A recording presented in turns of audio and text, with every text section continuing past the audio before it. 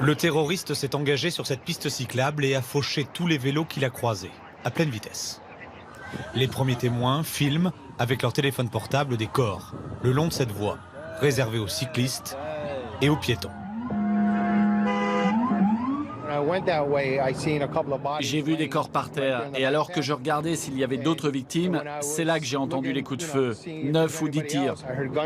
La camionnette a eu un accident en arrivant au bout de la piste. Le terroriste sort du véhicule et commence à tirer. Il ne possède pas d'arme de guerre, mais 2 pistolets. Un simple pistolet à plomb et un pistolet réservé au paintball. Depuis les immeubles voisins, des New-Yorkais le voient alors courir sans but précis et se faire rapidement arrêter. Le terroriste est blessé d'une balle à l'abdomen, mais toujours vivant. Il boitait en sortant de son véhicule. On avait l'impression qu'il marchait difficilement. Il criait dans la rue, il avait l'air frustré, paniqué, perdu. Au moment de l'accident, le terroriste a percuté ce petit bus de ramassage scolaire. Le voilà, juste avant l'arrivée des secours.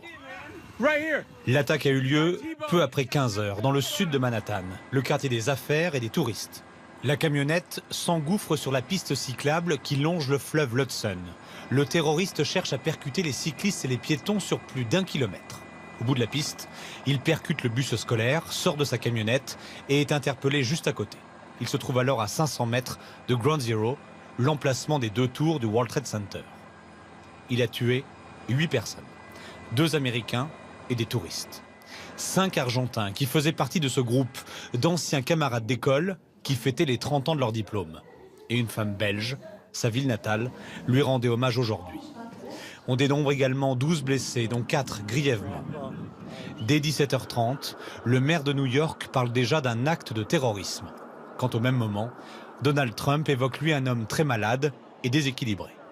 Le président américain a attendu jusqu'à aujourd'hui pour réagir en personne. Il désigne le terroriste par le terme « animal ». Dès hier soir, la Tour de la Liberté s'est parée des couleurs du drapeau américain, alors qu'elle brillait jusqu'alors en orange pour Halloween. Ce matin, la bourse de New York a observé une minute de silence.